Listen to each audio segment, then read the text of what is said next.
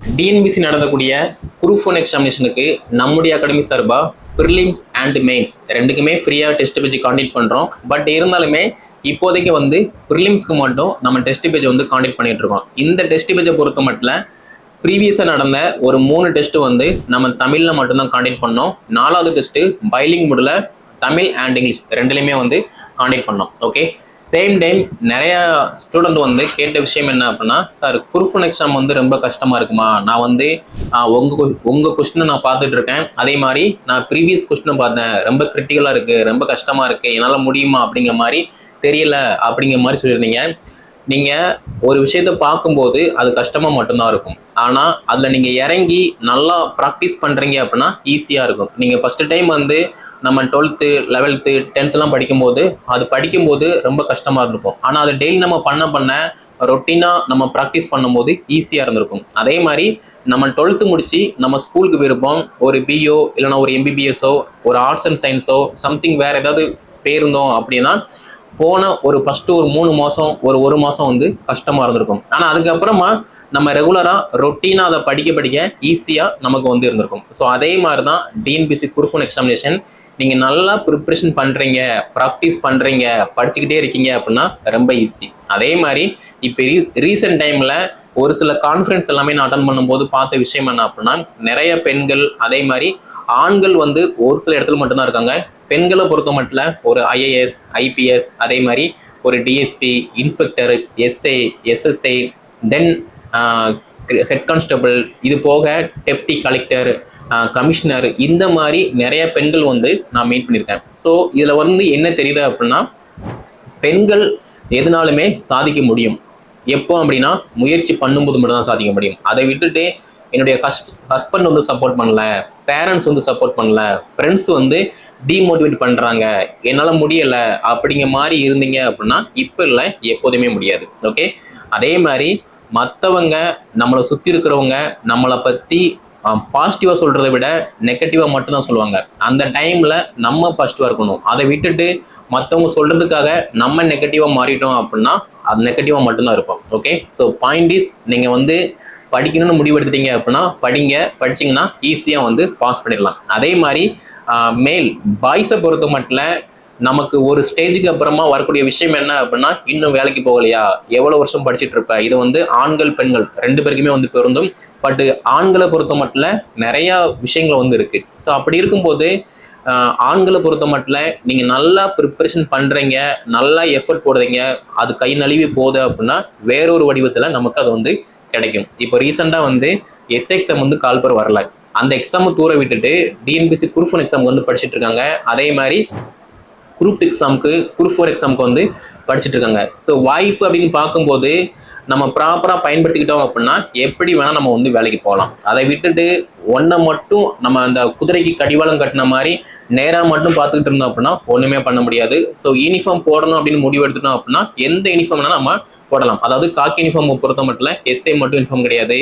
TNPSC group one எக்ஸாமினேஷனில் DSP uniform அதே மாதிரி டிஎஃப்ஓ யூனிஃபார்ம் இருக்குது, யூபிஎஸ்சி நடத்தக்கூடிய எஸ்பி யூனிஃபார்ம் இருக்குது. ஸோ எப்படி வேணால் யூனிஃபார்ம் போடலாம். ஓகே, ஸோ படிச்சிங்க ப்ராக்டிஸ் பண்ணுறீங்க அப்படின்னா ஈஸியாக பாஸ் பண்ணலாம். ஓகே, ஸோ குரூப் ஒன்னை பொறுத்த மட்டும் நான் நிறைய விட சொல்லியிருப்பேன், ப்ரிலிம்ஸ் மெயின்ஸ் இன்டர்வியூ இந்த 3 ஸ்டேஜுமே வந்து கஷ்டமே கிடையாது, ரொம்ப ஈஸி.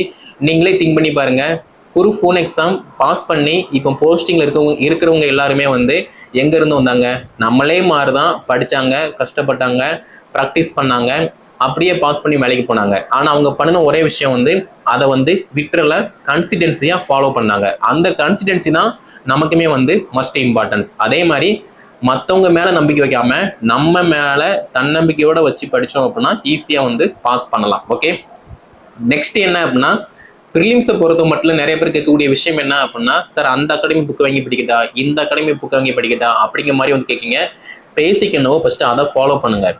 நிறைய யூடியூப் வீடியோ எடுத்து பார்த்தீங்க அப்படின்னா, நான் ஸ்கூல் புக்கை நல்லா படித்தேன் அதனால நான் பாஸ் ஆகிட்டேன், குரூப் 4க்கு வந்து ஸ்கூல் புக் படித்தேன், எஸ்ஐக்கு வந்து ஸ்கூல் புக் படித்தேன், யூபிஎஸ்சி எக்ஸாம் ப்ரிப்பரேஷன் பண்ணுறீங்க அப்படின்னா என்சிஆர்டி பேசி புக்கு படித்தேன் அப்படிங்கிற மாதிரி தான் சொல்லி பாஸ் பண்ணுறாங்களே தவிர யாருமே வந்து அந்த புக்கை வாங்கி படித்து அதனால பாஸ் பண்ணல அப்படிங்கிற மாதிரி சொல்ல மாட்டாங்க. அதே மாதிரி சொல்கிற விஷயம் என்ன அப்படின்னா, அந்த அகாடமியில் நான் டெஸ்ட் மட்டும்தான் போட்டு பார்த்தேன் அப்படிங்கிற மாதிரி தான் சொல்லுவாங்க. அதனால இந்த வீடியோ பார்த்துட்டு இருக்க நீங்கள் 6 to 12 வரைக்குள்ள ஸ்கூல் புக்கை நல்லா படிங்க. இந்த ஸ்கூல் புக்கையுமே வந்து பேஜ் டு பேஜ் படிக்காம ஒரு சிலபஸ் எடுத்துக்கோங்க.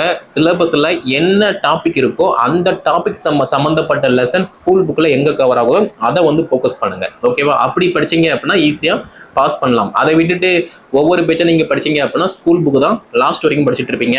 ஸோ சிலபஸ்ல என்ன டாபிக் இருக்கோ அந்த டாபிக் ஸ்கூல் புக்ல என்ன லெசன் இருக்கோ அதை மட்டும் படிச்சீங்க அப்படின்னா ஈஸியா வந்து பாஸ் பண்ணலாம். ஓகே.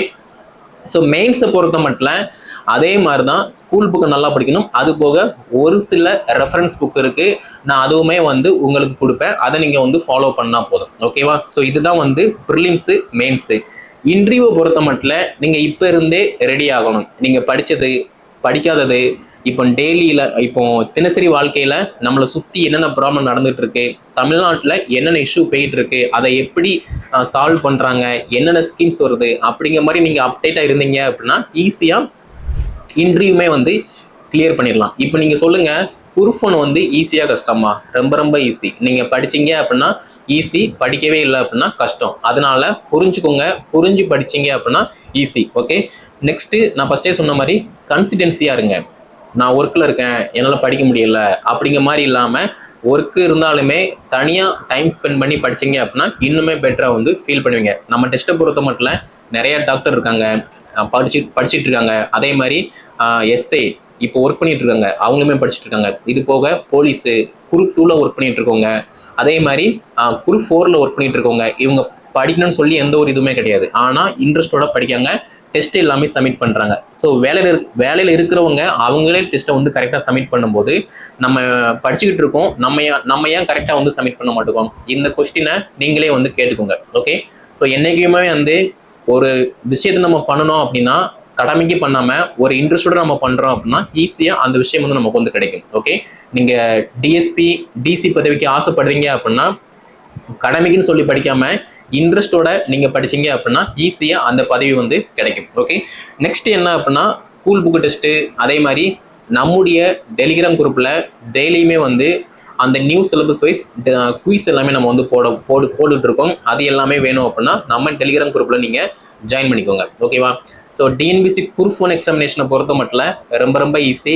மற்றவங்க சொல்றத நீங்க காது கொடுத்து கேட்காம உங்களுக்கு என்ன வேணுமோ அதை மட்டும் நீங்க கரெக்டாக ஃபாலோ பண்றீங்க அப்படின்னா ஈஸியா வந்து சக்சஸ்ஃபுல்லாக பாஸ் பண்ணி நீங்களுமே ஒரு டிஎஸ்பி பதவியில் வந்து அமரலாம். அதே மாதிரி நம்ம அகாடமி சார்பாக டெஸ்ட் சீரிஸ் எல்லாமே நம்ம காண்டக்ட் பண்ணிட்டு இருக்கோம். இன்னும் நம்ம என்ன பண்ண போறோம் அப்படின்னா ஒரு டெஸ்ட் கொஸ்டின் நம்ம குரூப்ல போஸ்ட் பண்றோம் அப்படின்னா கரெக்டா 3 hour முடிஞ்சு யாரெல்லாம் ஓஎம்ஆர் சப்மிட் பண்றாங்களோ அந்த சப்மிட் பண்ற நபர்களை மட்டும் நம்ம ஓவரால் தமிழ்நாடு ஃபுல்லா ரேங்க் லிஸ்ட் வந்து பப்ளிஷ் பண்ண போறோம். இப்படி பண்ணும்போது என்ன ஆகும் அப்படின்னா ஒரு பஞ்சுவல் வந்து கிடைக்கும். அந்த நேரத்துக்குள்ள அந்த 300 கொஸ்டின், அதாவது அந்த கொஸ்டினை எப்படி அட்டன் பண்ணணும், 200 கொஸ்டினை எப்படி அட்டன் பண்ணணும் அப்படிங்கிற மாதிரி ஒரு ஐடியா கிடைக்கும். அதே மாதிரி கஷ்டமான கொஸ்டின், ஈஸியான கொஸ்டின், ஓஎம்ஆர் மிஸ்டேக்கு, இது எல்லாமே நம்ம இப்போ இருந்தே சரி பண்ண முடியும். ஓகே.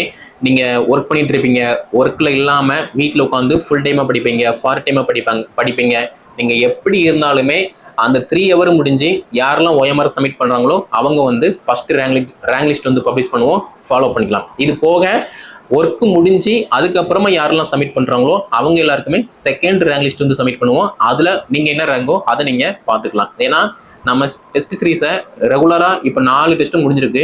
நாளையுமே வந்து யாரெல்லாம் அட்டன் பண்றாங்களோ அவங்க எல்லாத்துக்குமே வந்து மார்க் வந்து நல்லா இன்க்ரீஸ் ஆயிருக்கு. அப்படி இருக்கும்போது நம்ம ரேங்க் லிஸ்ட் போட்டோம் அப்படின்னா இன்னுமே வந்து மோட்டிவ் ஆகும். அதன் அடிப்படையில் ஓவரால் தமிழ்நாடு ஃபுல்லாக நம்ம ரேங்க் லிஸ்ட் எல்லாமே பப்ளிஷ் பண்ண போறோம்.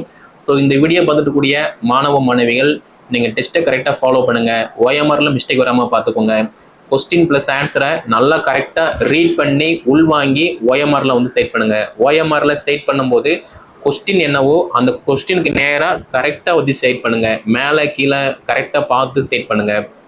அப்படி பண்ணும்போது மட்டும்தான் ஈஸியாக வந்து நமக்கு மிஸ்டேக் எதுவும் இல்லாமல் கரெக்டாக பண்ண முடியும். அதை விட்டுட்டு நான் வந்து சும்மா ஒரு பேப்பரில் எழுதி பார்ப்பேன், ஓஎம்ஆரில் ப்ராக்டிஸ் பண்ண மாட்டேன் அப்படின்னா ஒன்றுமே பண்ண முடியாது.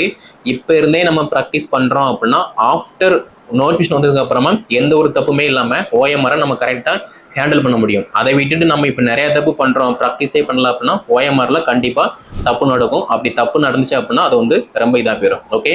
ஸோ இந்த வீடியோ பார்த்துட்டு இருக்க நீங்கள் கரெக்டாக ப்ராக்டிஸ் பண்ணுங்க.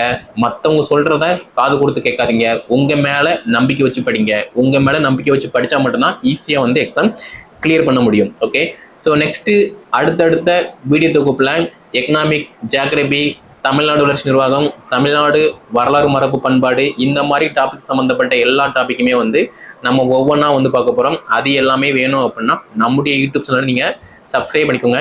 இந்த வீடியோ தொகுப்பை டிஎன்பிசி குரூப் ஒன் ப்ரிப்பரேஷன் பண்ணக்கூடிய அனைத்து மாணவ மாணவிகள் எல்லாத்தையுமே ஷேர் பண்ணுங்க. அவங்களும் வந்து படித்து பயன்பெறட்டும். அதே மாதிரி டிசி, டிஎஸ்பி கனவோடு இருக்கக்கூடிய மாணவ மாணவிகள் அவங்களுக்குமே ஷேர் பண்ணுங்க. அவங்களும் வந்து படித்து பயன்பெறட்டும். ஸோ அடுத்த ஒரு வீடியோ வந்து பார்க்கலாம். நன்றி, வணக்கம்.